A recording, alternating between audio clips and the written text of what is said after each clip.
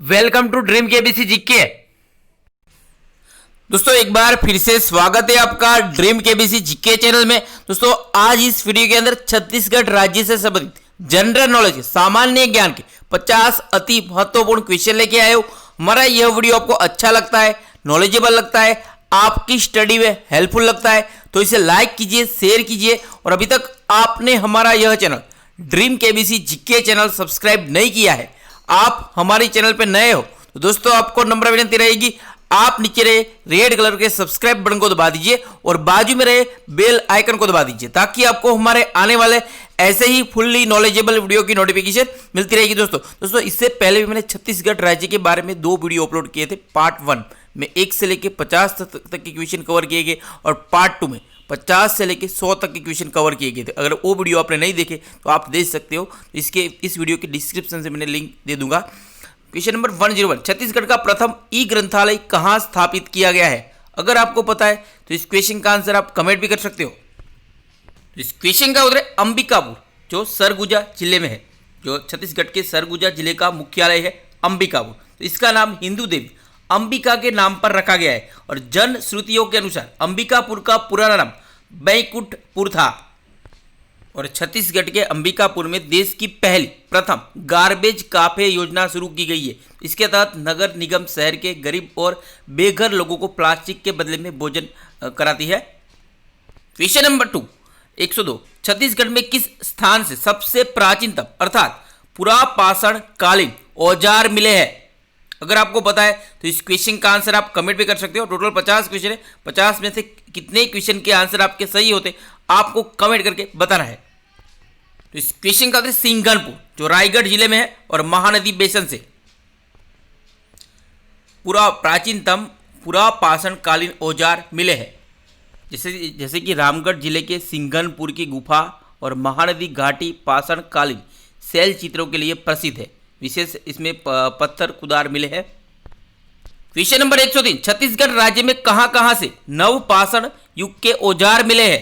छत्तीसगढ़ राज्य में कहां से नवपाषाण युग के औजार मिले हैं? इस क्वेश्चन का उत्तर अर्जुनी बालोद, टेरम रायगढ़ और राजनांदगांव से।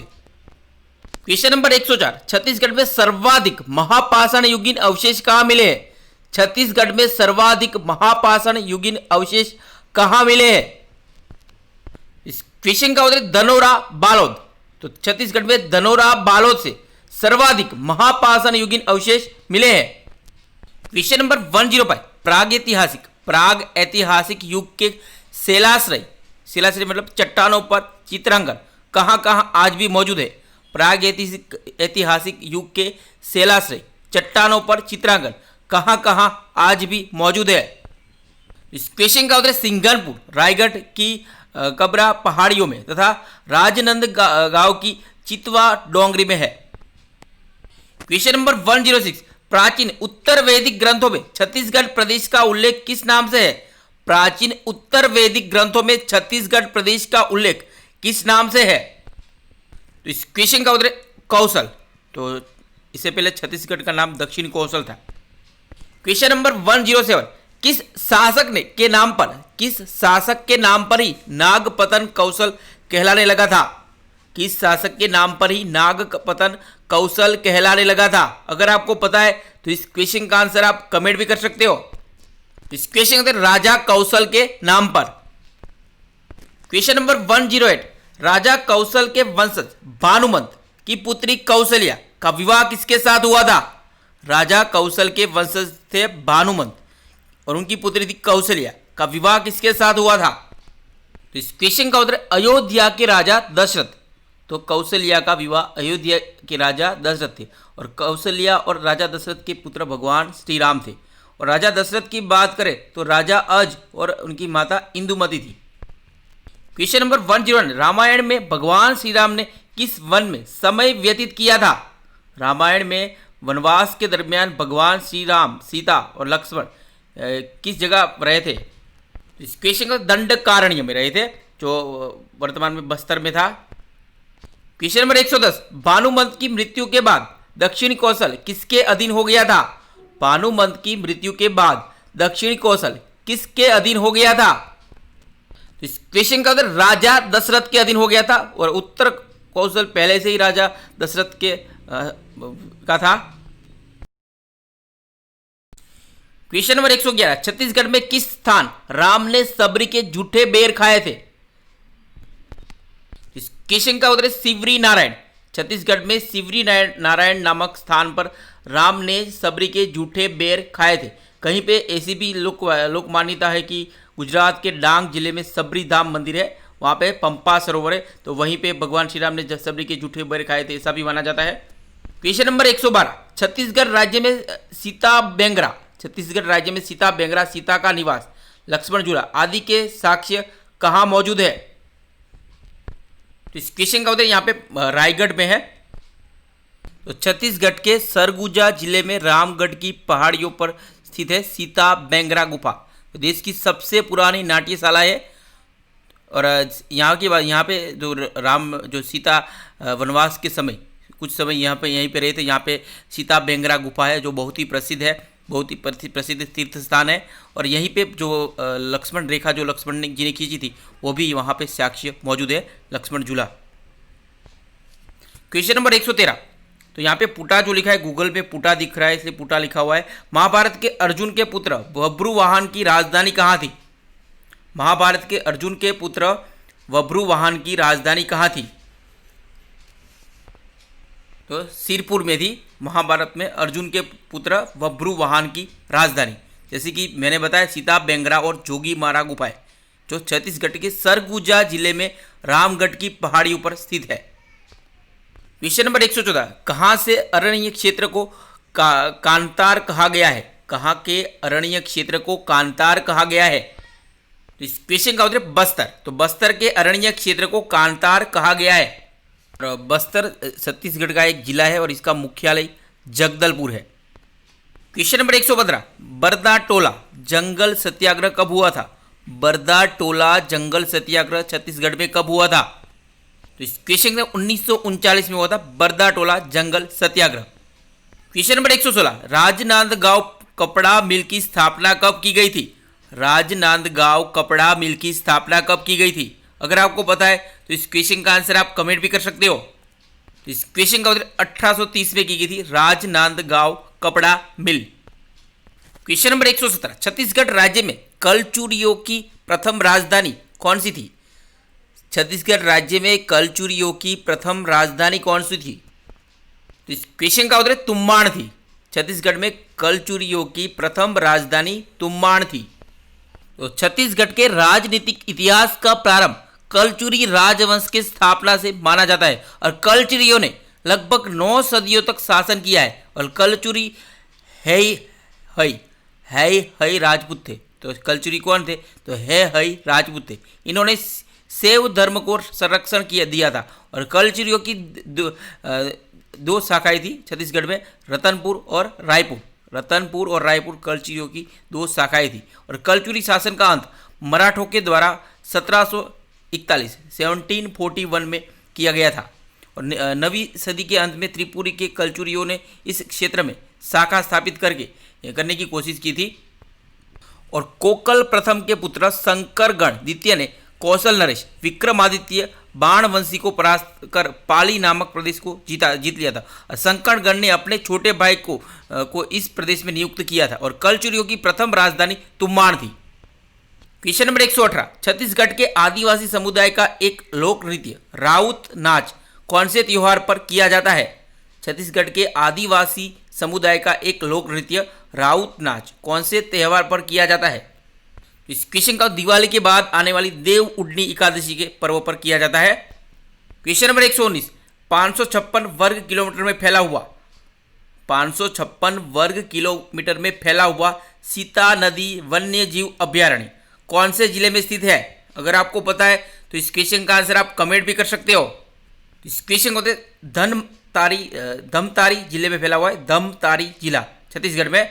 तो कितने वर्ग किलोमीटर फैला हुआ है सीता नदी वन्य जीव अभ्यारण्य? तो 556 वर्ग किलोमीटर में फैला हुआ है और ये सीता नदी के किनारे इसलिए सीता नदी वन्य जीव अभ्यारण्य कहा जाता है इसे। क्वेश्चन नंबर 120, बीजापुर जिले में जंगली भैंसों का एक बड़ा निवास स्थान इंद्रावती राष्ट्रीय उद्यान कितने वर्ग किलोमीटर में फैला हुआ है? वेरी वेरी इंपॉर्टेंट है। इंद्रावती राष्ट्रीय उद्यान के बारे में आपको डिटेल में पता होना चाहिए, तो बहुत ही इंपॉर्टेंट है, यहाँ से क्वेश्चन आते ही है। तो इस क्वेश्चन का 2799.08 वर्ग किलोमीटर में फैला हुआ है इंद्रावती राष्ट्रीय उद्यान, जो बीजापुर जिले में है। कहाँ है? तो बीजापुर जिले में, छत्तीसगढ़ में। तो जंगली भैंसों का एक बड़ा निवास स्थान भी है ये। क्षमा चाहता है, ये इंद्रावती राष्ट्रीय उद्यान दांतेवाड़ा में है। तो कहीं कहीं पे बीजापुर दिख रहा था, इसलिए मैंने बीजापुर बोल दिया। दांतेवाड़ा में है इंद्रावती राष्ट्रीय उद्यान, और टाइगर रिजर्व भी है। क्वेश्चन नंबर 121, सिरपुर का गंधेश्वर महादेव कौन सी नदी के तट पर स्थित है? इसके 2 स्तंभों पर अभिलेख उत्कीर्ण है। किसी महानदी के तट पर स्थित है। क्वेश्चन नंबर 122, लक्ष्मण मंदिर ईंटों का बना हुआ मंदिर है, जो उत्तर गुप्त काल के समय का कहाँ स्थित है? तो इस क्वेश्चन का सिरपुर में स्थित है। क्वेश्चन नंबर 123, कर्क रेखा और भारतीय मानक समय रेखा छत्तीसगढ़ की किस जगह पर एक दूसरे को काटते हैं, क्रॉस करते हैं? इस क्वेश्चन का सूरजपुर। क्वेश्चन नंबर 124, छत्तीसगढ़ के किन जिलों से कर्क रेखा गुजरती है? अगर आपको पता है तो इस क्वेश्चन का आंसर आप कमेंट भी कर सकते हो। इस क्वेश्चन का उत्तर कोरिया, सूरजपुर और बलरामपुर। क्वेश्चन नंबर 125, भारतीय मानक समय रेखा छत्तीसगढ़ के किन जिलों से गुजरती है? इस क्वेश्चन जांजगीर, चांपा और बलौदा बाजार और Mahasamund. Question number 124, Mahanadi basin का निर्माण किस चट्टान से हुआ है? इस क्वेश्चन का उत्तर कडप्पा चट्टान। तो महानदी बेसिन का निर्माण कडप्पा चट्टान से हुआ है।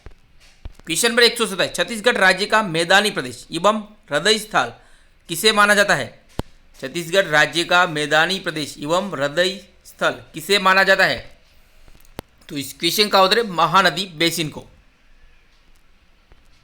क्वेश्चन नंबर 127, वर्ष 1958 में कहाँ इंदिरा कला एवं संगीत विश्वविद्यालय की स्थापना की गई थी?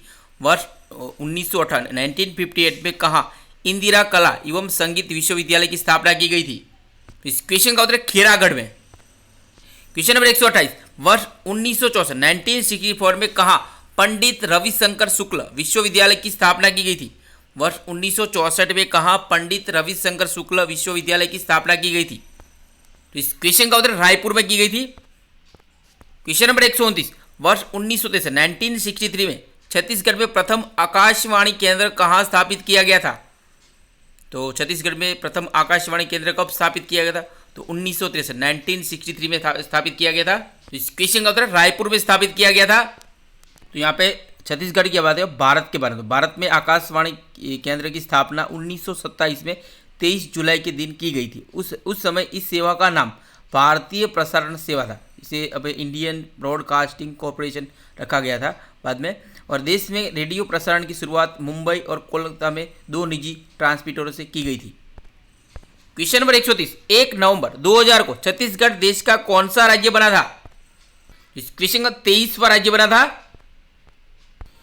क्वेश्चन नंबर 131, महाभारत कालीन ऋषभ तीर्थ, गुंजी व शक्ति कहाँ स्थित है? इस क्वेश्चन का बिलासपुर में स्थित है।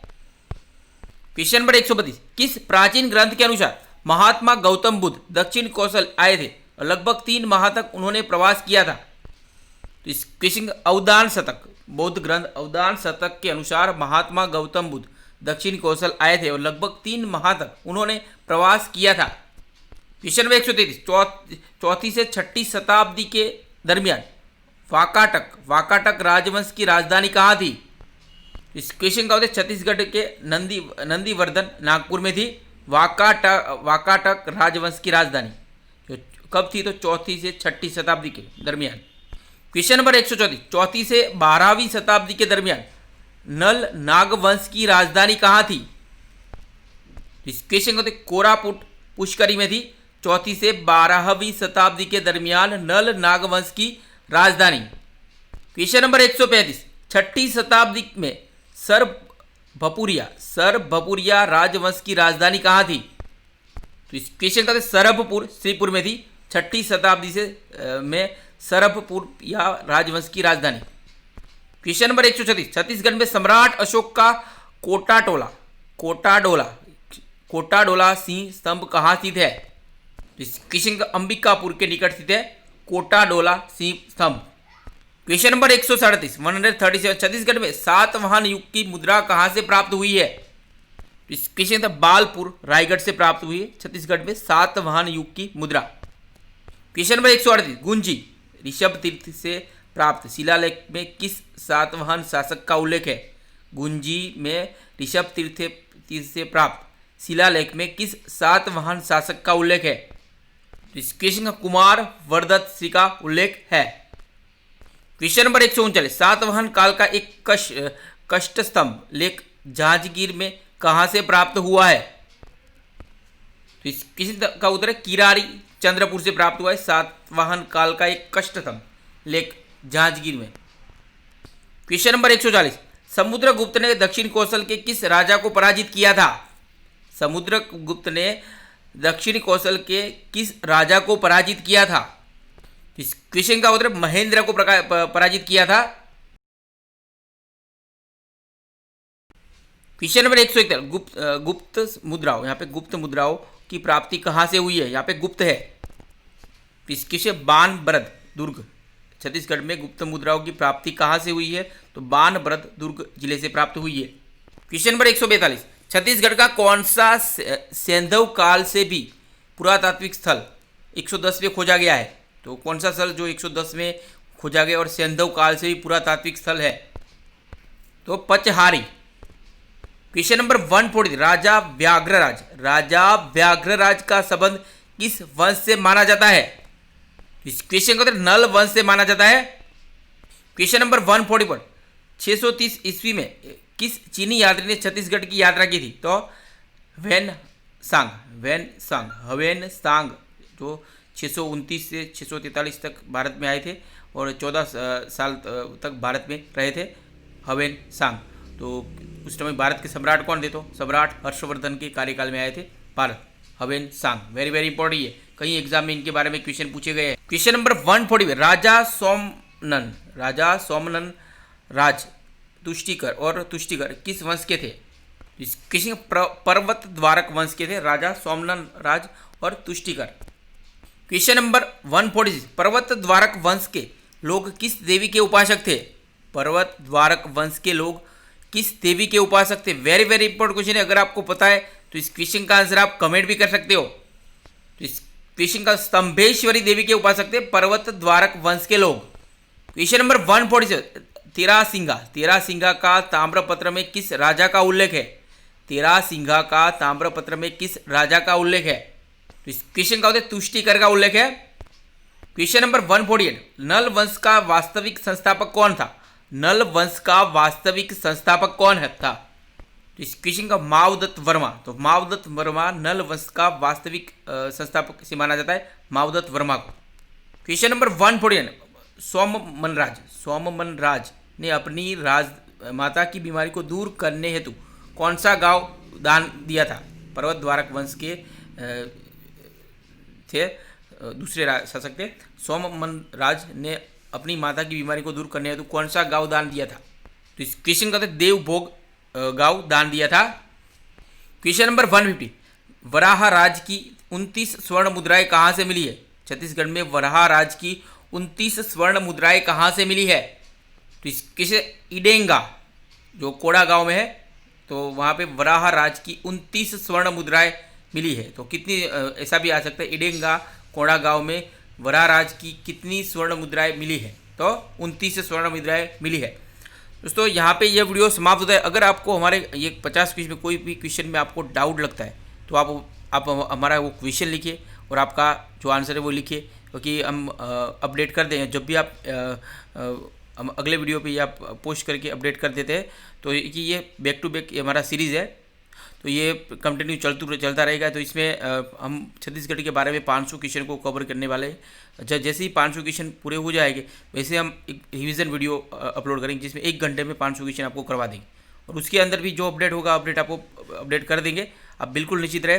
जैसे कि इससे पहले भी मैंने 2 वीडियो छत्तीसगढ़ के बारे में डाले थे, ये इसी साल के जो लेटेस्ट वीडियो है, तो वो भी आप देख सकते हो। जो इसमें पार्ट 1 में 1 से लेके 50 तक के क्वेश्चन है, पार्ट 1 में 51 से लेके 100 है, पार्ट ये पार्ट 3 है और ये पार्ट 4 आएगा, उसके बैक टू बैक आते रहेंगे। छत्तीसगढ़ के बारे में हम पूरा प्रयास करेंगे आपको छत्तीसगढ़ जनरल नॉलेज में एक भी मार्क आपके एग्जाम में डिटेक्ट ना हो।